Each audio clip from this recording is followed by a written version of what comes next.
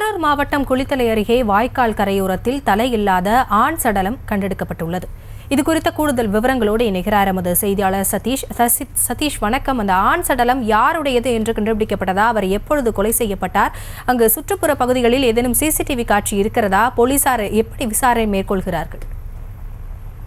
கரூர் மாவட்டம் குளித்தலை அருகே மேட்டு மாணவர்ஜி கட்டளை மேட்டு வாய்க்காலில் கரையோரம் இன்று தலை துண்டிக்கப்பட்ட நிலையில் அடையாளம் தெரியாத ஆண் பிணம் கிடப்பதால் லாலாப்பேட்டை போலீசார் தகவல் கிடைத்தனர். லாலாப்பேட்டை போலீசார் சம்பவ இடத்திற்கு உடலை கைப்பற்றி பிரேத பரிசோதனை கரூர் அரசு மருத்துவமனைக்கு அனுப்பி வைத்தனர். மேற்கொண்டு சம்பவ இடத்தில் டிஎஸ்பி செந்தில்குமார் மற்றும் லாலாப்பேட்டை போலீசார் விசாரணை மேற்கொண்டு வருகின்றனர். மேலும் மோப்பநாய் லக்கியை வரவழைக்கப்பட்டு மோப்பநாய் பிடித்த நாய் சிறிது நேரம் சென்று நின்றுவிட்டது.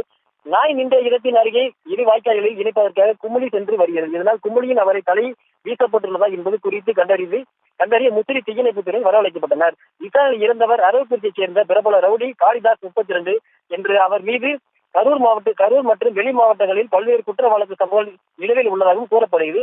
மேலும் கொலைக்கான காரணம் குறித்து, கொலையாளிகள் யார் என்பது குறித்து போலீசார் பல்வேறு கோணங்களில் தீவிர விசாரணை மேற்கொண்டு வருகின்றனர்.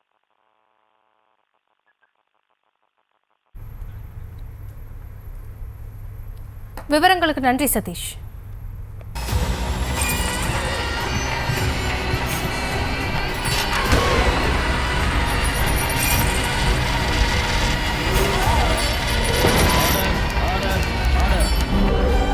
நிகழ்தகவு குற்றங்களின் மறுபரிமாணம். நாள்தோறும் இரவு 10 மணிக்கு இணைந்திருங்கள் நமது நியூஸ் தமிழ் தொலைக்காட்சியோடு.